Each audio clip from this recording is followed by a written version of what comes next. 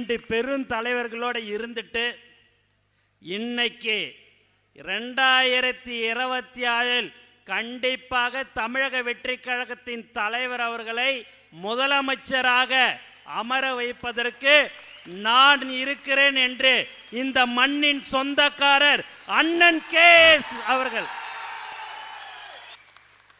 அண்ணா, இன்னைக்கு நான் உங்களுக்கு தெளிவாக சொல்கிறேன்னு, நீங்கள் என்ன சொல்கிறீங்களோ, எங்கள் தலைவர் தளபதி என்ன சொல்கிறாரோ, நீங்கள் என்ன சொல்கிறீர்களோ அதுபடி நாங்கள் எல்லோரும் செயல்படுவோம். எங்களை தலைவர் எங்களை அப்படி தானே வழி நடத்தியிருக்கிறாரு.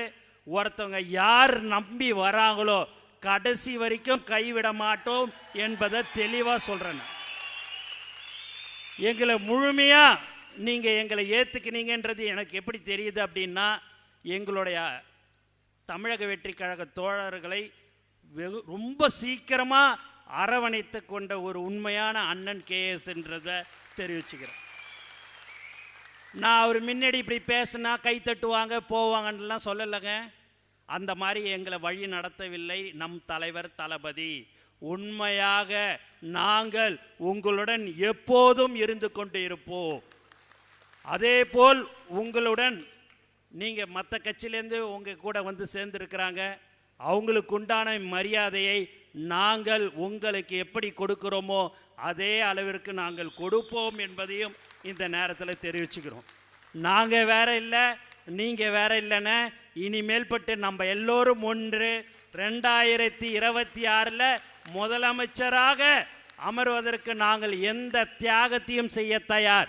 ஏன்னா மக்கள் நமக்கு ஓட்டு போடுறதுக்கு தயாராக இருக்கிறாங்க. நம்மளை எதிர்க்கிறவங்க யார் என்று சொன்னால் அரசியல்வாதிகள் தான் நம்மளை எதிர்க்கிறார்களே. அந்த அரசியல்வாதி வீட்டில் இருக்கிற தாய்மார்கள் கூட நம்ம தலைவர் தளபதிக்கு தான் ஓட்டு போடுவாங்க.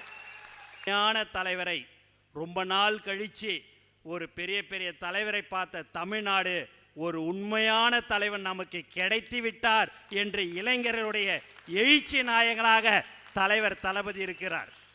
ஆகவே நாம் எல்லோரும் உழைக்க வேண்டும், ஒற்றுமையாக இருந்து நாம் செயல்பட வேண்டும் என்று இந்த நேரத்தில் நான் உங்களுக்கு தெரிவிச்சுக்கிறேன்.